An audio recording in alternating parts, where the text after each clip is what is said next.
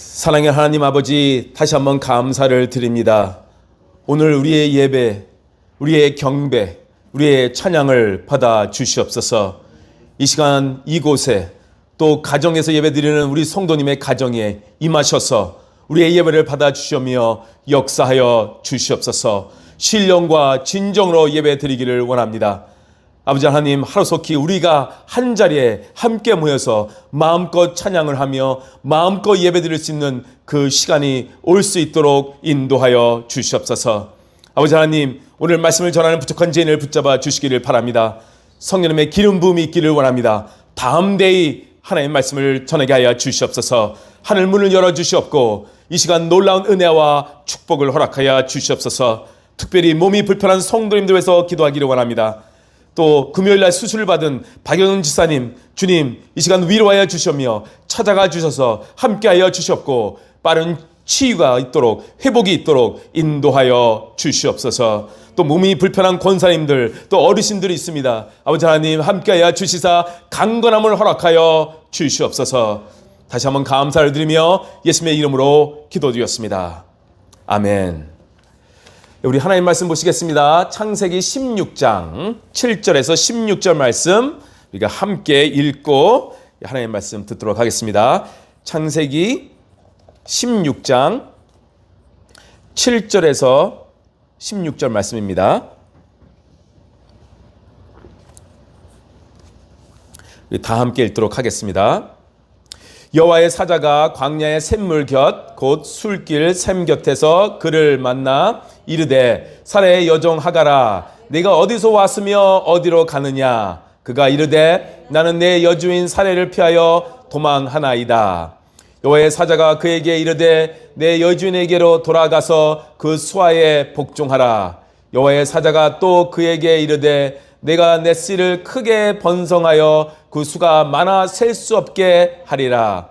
여호와의 사자가 또 그에게 이르되 내가 임직하였은즉 아들을 낳으리니 그 이름을 이스마엘이라 하라. 이는 여호와께서 내 고통을 들으셨음이니라. 그가 사람 중에 들나귀 같이 되리니 그의 손이 모든 사람을 치겠고 모든 사람의 손이 그를 칠지며 그가 모든 형제와 대항해서 살리라 하니라.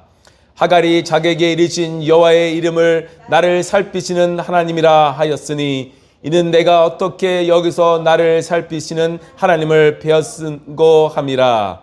이러므로 그 샘을 부엘라 헤로이라 불렀으며 그것은 가데스와 베렛 사이에 있더라.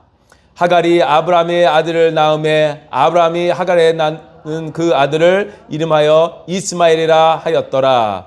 하갈이 아브라함에게 이스마엘을 낳았을 때 아브라함이 86세였더라. 아멘. 나를 살피시는 하나님이라는 설교 제목을 가지고 창세기 시리즈를 이어가도록 하겠습니다. 지난주에 본문에 이어서 저희는 계속 하갈이라는 여인을 살펴보게 됩니다. 하갈은 아브라함과 사레가 이집트에 내려갔을 때 거기서 다시 가나안 땅으로 올라올 때에 바로의 왕으로부터 얻은 여러 종 중에 한 명이 아니었는가, 그렇게 우리가 지금 생각을 해보게 됩니다. 사레의 여종으로 사레를 돕던 일을 했던 것 같습니다. 큰 민족을 아브라함을 통해 이루신다는 하나님의 약속이 있었는데 기다리고 기다려도 자식 하나 없으니까 사레가 참다 못해 아브라함에게 자신의 여종과 잠자리를 같이 하여 아이를 낳자고 하였고 아브라함은 사레의 제안을 받아들였습니다. 우리가 보았듯이 아브라함은 15장에서 엄청난 영적 경험을 한 사람입니다. 하나님의 임재를 체험한 사람입니다. 하나님의 약속을 듣고 또 하나님께서 환상도 보여주었습니다. 그러나 집에 와보니 현실은 아기를 낳을 수 없는 사례가 있는 것입니다. 그럼에도 하나님의 약속을 기다렸어야 하는데 그러지 못하고 인간의 생각과 인간의 방법으로 아기를 가져 큰 민족을 이루겠다는 인간의 생각을 지금 사례가 가지고 있었고 행동으로 옮긴 것입니다. 이것은 하나님이 원하시는 방법이 아니었습니다.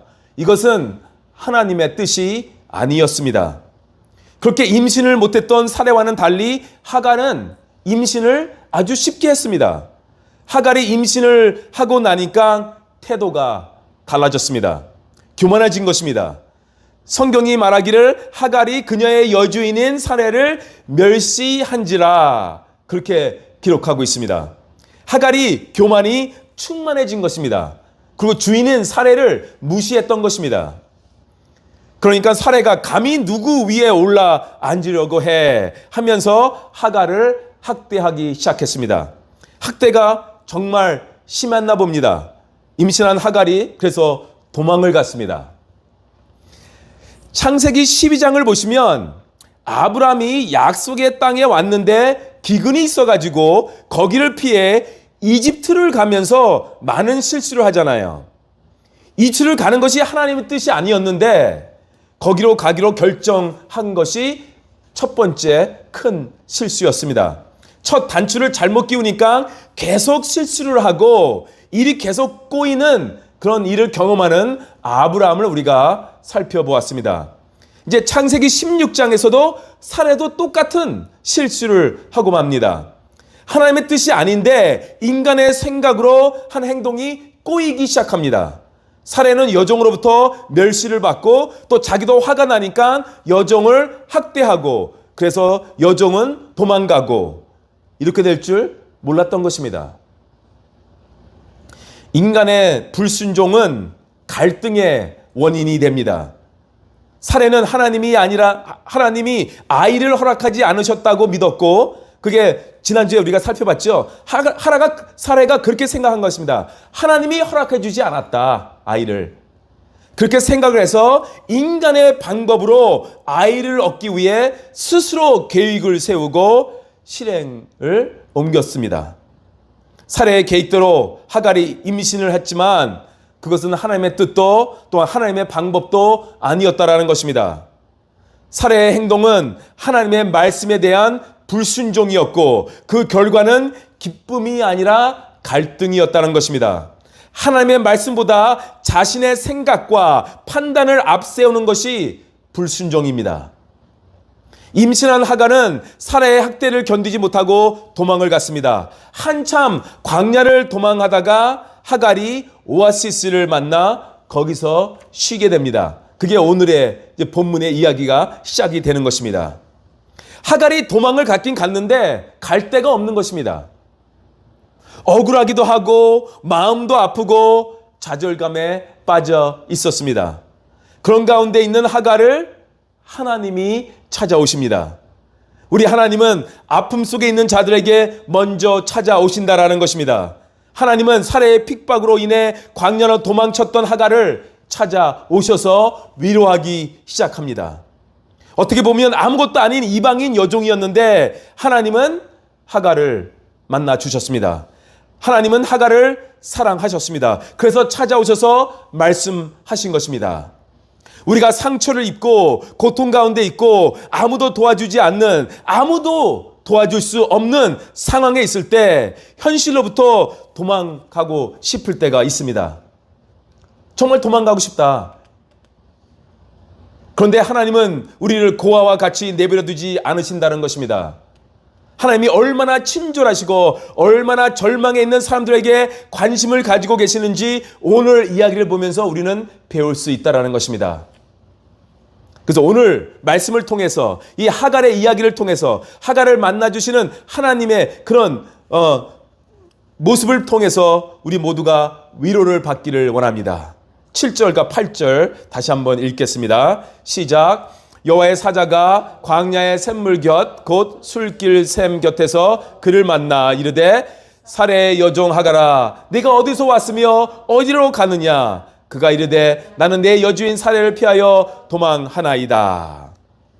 여기서 우리는 한 가지 놀라운 사실을 발견하게 됩니다. 학대를 당하고 쫓겨나가는 이 이방인 여종에게 지극히 높고 위대하신 하나님이 찾아오셨다라는 것입니다. 우리는 하나님이 아브라함의 하나님이라고 생각을 하고 믿습니다. 믿음이 좋은 사람들의 하나님이라고 생각을 합니다. 교회를 잘 다니는 사람들의 하나님이라고 생각을 합니다. 그런데 오늘 본문을 자세히 보니까 믿음의 조상 아브라함을 찾아와 대화를 하신 하나님이 아무도 알아주지 않는 이 이방인의 하나님도 되신다라는 것입니다.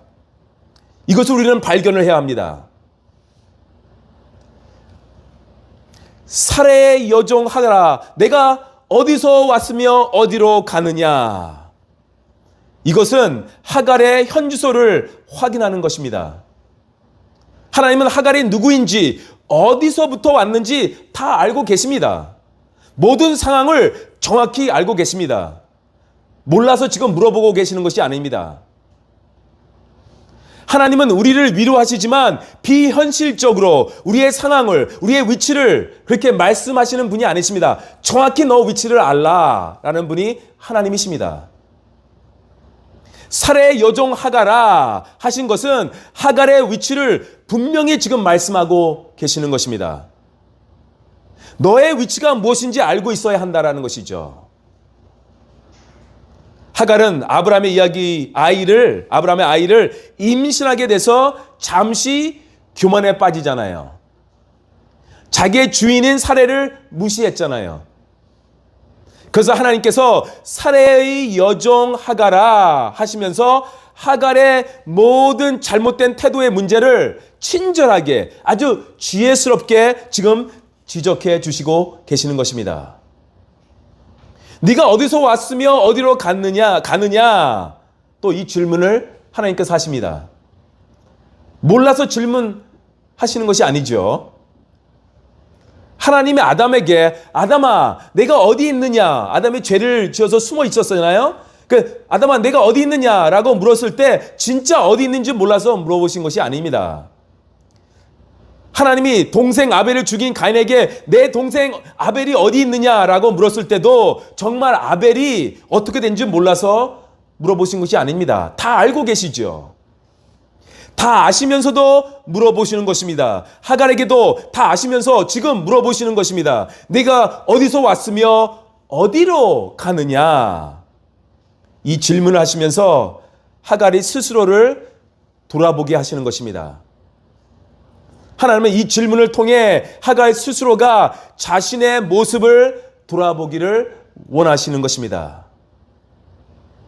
광야 같은 세상 속에서 아픔과 버거움을 경험할 때 하나님은 우리에게도 다가오셔서 어디로부터 왔는지 그런 질문을 하십니다. 그것은 고통과 버거움이라는 이 외부 환경에 몰입된 우리 내면을 한번 자세히 살펴보라는 것입니다. 문제의 해결은 자신의 문제를 정확히 인식하는 데서부터 출발한다는 것입니다. 너가 지금 어디서부터 왔는지 아느냐? 대부분의 문제의 본질은 외부 환경에 있는 것이 아니라 인간의 내면 속에 있는 거 아니겠습니까? 대부분의 문제는 우리 안에 있습니다. 대부분의 문제는 우리의 생각에 있으며 우리의 태도에 있다는 것입니다.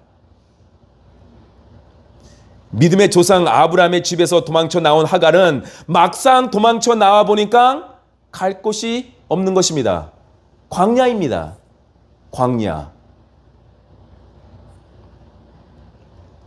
하나님의 질문에 하갈이 대답을 합니다. 그가 이르되 나는 내 여주인 사레를 피하여 도망하나이다. 이 하갈의 대답은 반쪽 대답입니다. 자신이 주인의 사례라는 것을 자신의 주인이 사례라는 것을 분명히 말해요. 그렇죠? 어떻게 보면 교만을 좀 버린 것 같습니다. 내려놓은 것 같대요. 자신의 위치를 지금 말을 했어요. 그러니까 깨달은 것입니다. 그런데 잘 보세요. 어디로 가느냐? 이 질문에 대한 대답이 없습니다. 거기엔 대답이 없어요. 반쪽 대답이에요. 그래서 도망자는 갈 곳이 없는 것입니다. 인생의 문제는 세상에 태어나긴 했는데 과연 어디로 내가 지금 가고 있는지를 모른다는 것입니다. 그래서 대답할 수가 없는 것이에요. 하갈의 대답은 철학적인 대답이 아니었습니다. 아주 현실적이었습니다. 내가 누구로부터 도망가고 있는 사실은 분명하지만 어디로 가야 하는지는 모르겠습니다. 그 대답이에요, 지금. 사람들은 모두 무엇인가로부터 도망을 치고 있습니다. 현실로부터 도망을 가고 있습니다. 어떤 문제로부터 다 도망을 가고 있습니다. 어떤 고민으로부터 도망을 가고 있습니다. 도망치는 것이 가장 쉬운 것 같은데 그렇지 않다라는 것이죠. 자기가 있어야 할 곳으로부터 도망가는 사람들이 많습니다. 하갈도 우선 도망해서 멀리 한번 가보자. 그러면 뭔가 괜찮아지겠지라고 도망쳐 나왔는데 광야라는 것입니다. 갈 곳이 없습니다. 어디로 가는지 모릅니다. 어디로 가는지 그 질문에 대답을 할 수 없습니다. 그러나 하나님은 이러한 하갈을 그냥 내버려 두지 않습니다. 하갈은 아브라함에게로부터 사라에게로부터 버림을 받았지만 하나님은 하갈을 버리시지 않았습니다. 그래서 하나님은 우리를 버리시지 않으십니다. 하나님은 우리의 신음소리를 들으십니다. 억울한 마음, 애통한 마음, 상한 마음 하나님은 이해하십니다. 이스라엘 백성들이 애굽의 종으로 400년간 있을 때도 그들의 신음소리를 들으셨습니다. 모세를 그래서 보내셔서 해방시켜 주셨습니다. 또한 이스라엘 백성들이 70년간 포로로 잡혀갔을 때도 그들의 기도와 신음소리를 들으셨습니다. 그래서 또한 응답해 주셨습니다. 신약에서 소경, 거지, 바데메오가 다윗의 자손 예수여 나를 불쌍히 여기소서 그렇게 부탁했을 때 예수님은 그를 무시하지 않으셨습니다. 그의 부탁을 들어주셨죠. 또한 부자였지만 외로웠던 삭개오 기억하시죠? 예수님을 만나고 싶어서 뽕나무에 올라 소리도 지르지 못하고 마음을 졸이며 지켜만 보고 있었는데 예수님께서 그를 보았습니다. 그리고 삭개오야 내려오라 내가 오늘 너의 집에 갈 것이다 라고 말씀하셨습니다. 요한복음 14장 8절에 무슨 말씀이 있습니까? 내가 너희를 고와 같이 버려두지 아니하고 너에게 오리라. 이 말씀을 믿으시기 바랍니다. 이사야 49장 15절의 말씀을 보시기 바랍니다. 여인이 어찌 그 젖 먹는 자식을 잊겠으며 자기 태에서 난 아들을 긍휼히 여기지 않겠느냐. 그들은 혹시 잊을지라도 나는 너를 잊지 아니할 것이라. 아멘. 하나님은 여러분의 기도 소리를 들으시고 신음 소리를 들으십니다. 하나님은 마음이 상한 자, 광야에서 헤매는 자, 애통하는 자, 약한 자 편에 항상 서 계십니다. 하나님은 하갈에게 말씀하셨습니다. 9절 계속 말씀하시죠. 9절을 보시기 바랍니다. 여호와의 사자가 그에게 이르시되 내 여인에게 돌아가서 그 수하에 복종하라. 여기서 하나님은 또 한 번 우리를 놀랍게 하십니다. 처음에 놀랍게 한 거는 이방인 여인, 선택된 자도 아닌데 이렇게 관심을 보여주시는 하나님, 그 하갈을 사랑하시는 하나님, 거기서 우리는 놀랍니다. 그렇지만 두 번째 또 놀라운 것이 있어요. 하나님의 말씀은 너를 도와주겠다든지 복수해 주겠다든지 새로운 길을 열어주겠다 그런 말씀이 아니다라는 것입니다. 도망쳐온 살해의 학대 그 아래로 살해의 학대 아래로 다시 들어가라라는 것입니다. 여기서 하나님께서 하갈에게 하갈아 너가 얼마나 고생을 했냐. 살해 정말 나쁜 사람이다. 이 말씀을 한마디라도 했으면 얼마나 위로가 됐겠습니까? 또 그런 말씀이 없잖아요. 그냥 다시 사라에게 돌아가서 복종하라는 것입니다. 이해하기 힘듭니다. 사례가 변했다는 말씀도 없고요. 그냥 돌아가서 복종하라는 것입니다. 새로운 하이딩 플레이스, 새로운 도피처를 주시는 것도 아니고 그냥 지긋지긋한 살해의 학대가 기다리고 있는 곳으로 다시 돌아가라는 말씀만 있다라는 것입니다. 돌아가는 것뿐만 아니라 살해의 권위에 복종까지 하라는 말씀입니다.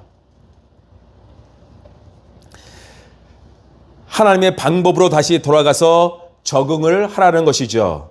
그전에는 너의 방법, 즉 그 교만으로 했다면 이제는 겸손으로 모든 일을 해라. 라는 것이죠. 이 말을 듣는 순간 하갈의 마음은 어떠했을까요? 한번 상상해 보시기 바랍니다. 죽으면 죽었지 그곳으로 다시는 가지 않겠다라는 생각을 했을 것 같아요. 그러나 하나님은 그곳으로 돌아가라고 말씀하십니다. 여기서 발견하는 축복의 비밀은 순종이라는 것입니다. 순종. 축복의 열쇠는 순종입니다. 순종은 세상을 변화시킬 수 있다는 것입니다. 순종은 상황을 변화시킵니다. 순종은 환경을 변화시킬 수 있다는 것입니다. 하갈아, 내가 살해를 두려워하는 것은 안다. 순종할 상황이 아니다라는 것도 안다. 그렇지만 가서 순종해야 상황이 변화가 된다. 그 말씀입니다. 지금 하나님의 말씀은. 사랑하는 성도님, 하나님은 우리가 듣기 좋은 말씀을 하시는 분이 아니십니다. 하나님은 우리가 들어야 할 말씀을 하시는 분이십니다. 하나님은 우리가 하기 좋은 일을 하라고 하시는 분이 아니십니다. 하나님은 우리가 해야 할 일들을 하라고 말씀하십니다.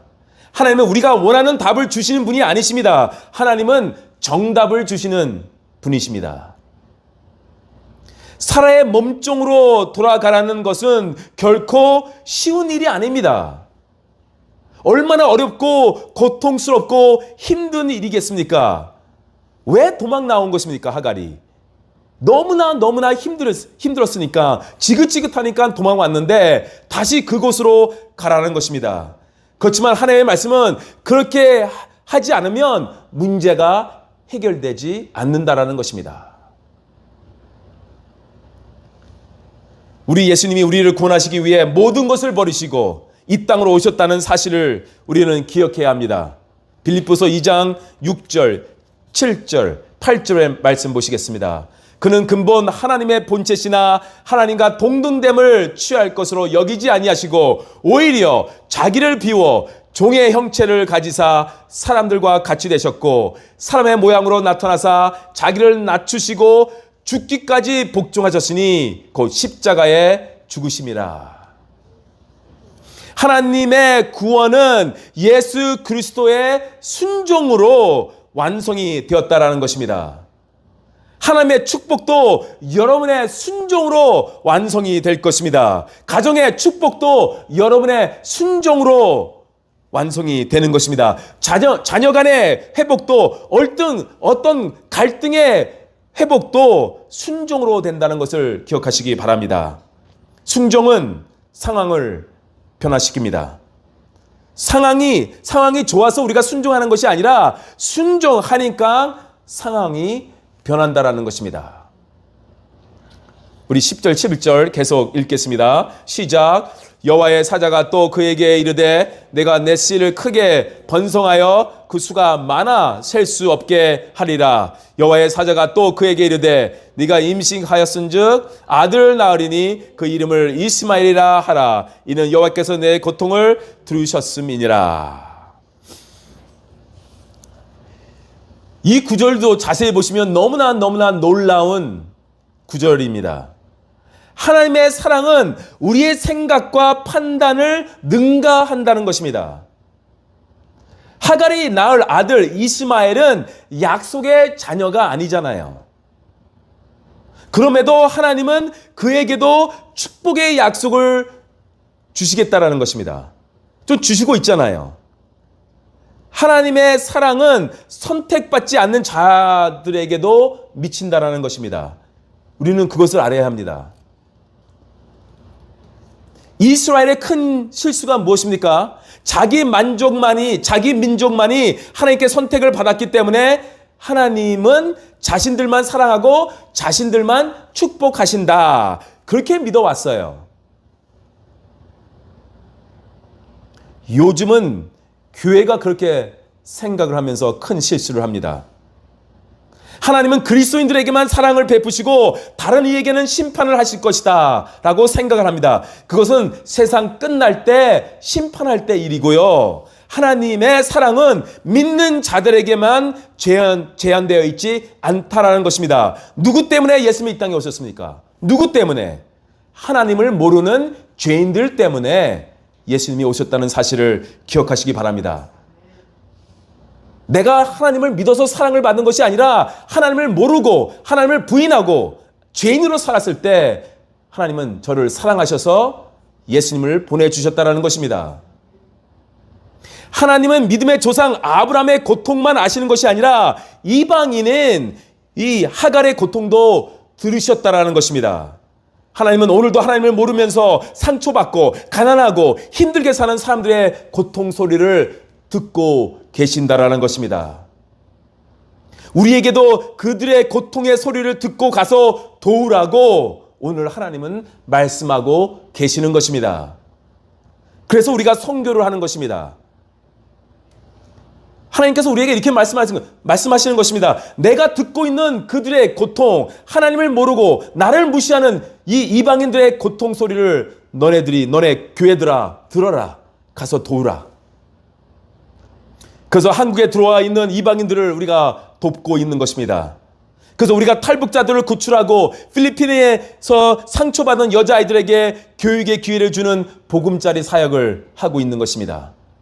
그래서 하는 것이에요. 그들의 고통의 소리를 우리는 들었기 때문에. 그래서 우리는 반응을 한 것입니다. 그게 또한 예배입니다. 지금도, 아니 오늘도 하나님은 세상을 사랑하십니다. 하나님은 세상을 사랑하셔서 독생자 예수 그리스도를 이 땅에 보내셨다는 사실을 우리 모두는 알아야 합니다.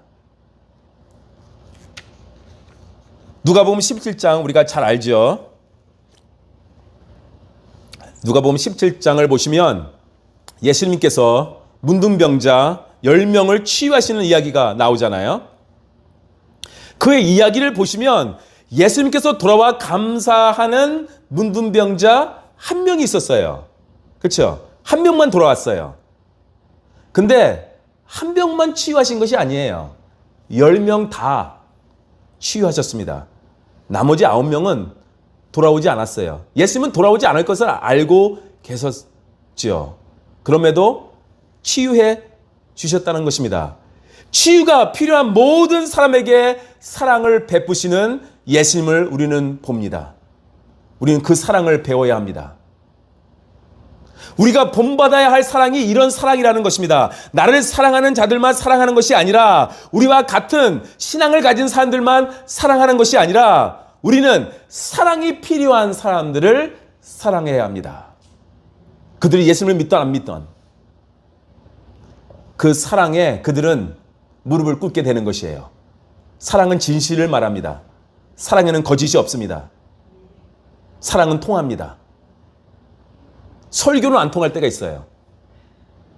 너 또 거짓말하네. 너도 똑바로 안 살면서. 그렇지만 진실한 사랑은 그 사람들이 이슬람이든 불교를 믿던 어느 종교를 가지고 있던 그 사랑 앞에서는 무릎을 꿇게 돼 있는 것입니다. 우리가 그 사랑 앞에 무릎 꿇고 예수님 믿는 거 아니겠습니까? 예수님이 우리가 죄인이었던 우리를 먼저 사랑하셨듯이 우리도 사랑의 지경을 넓혀서 세상을 품는 그리스도인들이 되기를 원합니다.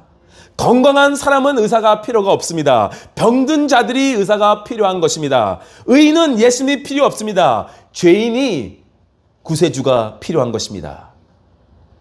이스마엘은 하나님이 원하신 방법으로 얻은 아이는 아니었지만 이스마엘의 후손들의 그 공격적인 아랍인이 되어서 나중에는 이슬람 그 종교를 받아들이지만 그래도 하나님은 이스마엘을 축복하십니다. 놀랍지 않습니까? 다 아실 거 아니에요. 하나님은 다 아십니다.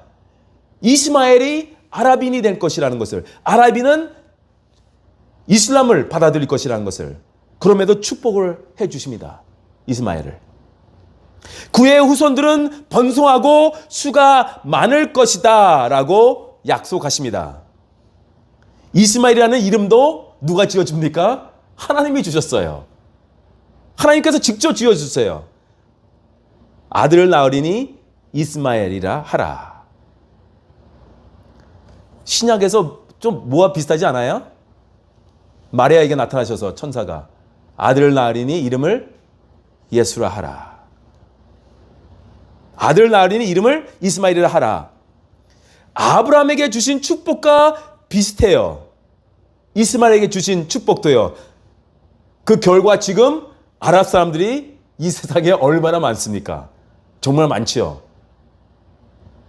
물론 아브라함과 하갈 사이에 낳은 이스마엘 후손의 축복과 아브라함과 사라에 낳은 이삭의 축복 다른 것이 있어요. 영적인 쪽에서는 다르죠. 이스마엘에게는 영적인 축복이 없죠. 네, 그것은 없어요. 12절 보시겠습니다. 그가 사람 중에 들락이 같이 내리니 그의 손이 모든 사람을 치겠고 모든 사람의 손이 그를 칠지며 그가 모든 형제와 대항해서 살리라 하니라. 이스마엘은 들나귀와 같은 생활을 살 것이고 모든 사람을 치고 모든 사람은 그를 칠 것이고 적개심을 품고 형제들과 사이가 좋지 않게 살 것이다. 그 예언을 하나님이 하셨어요. 아랍인들이 많지만 그런 많아지는 축복은 많았지만 영적인 축복은 없다라는 것입니다. 정말 평생 싸우며 사는 인생을 살 것이다. 근데 그렇게 살고 있잖아요. 이것이 사실이에요. 아랍 역사는 정쟁의 역사입니다. 얼마나 싸웠습니까? 지금도 싸우고 있습니다. 서로들 또 싸우고 있고요. 그 예언이 여기에 포함되어 있는 것입니다. 13절, 14절 보시겠습니다. 하갈이 자기에게 이르신 여호와의 이름을 나를 살피시는 하나님이라 하셨으니 이는 내가 어떻게 여기서 나를 살피시는 하나님을 배웠는고 함이라. 이러므로 그 샘을 부엘라헤로이라 불렀으며 그것은 가데스와 베렛 사이에 있더라. 사랑하는 성도님, 하갈이 하나님을 만났습니다. 여호와 하나님을 만났습니다. 정확히 만났습니다. 제대로 만났습니다. 하갈의 생각에는 맨 처음에는 하갈의 생각에는 하나님은 아브람과 사라의 하나님일 뿐 나의 하나님은 아닐 것이다 라고 생각을 했을 것입니다. 나는 버려진 존재요. 소망 없는 존재요. 아무리 노력해도 출신이 나빠서 성공할 수 없을 것이다. 그러나 하나님은 아브람과 사라의 하나님이었을 뿐만 아니라 하갈의 하나님도 되셨다라는 것입니다.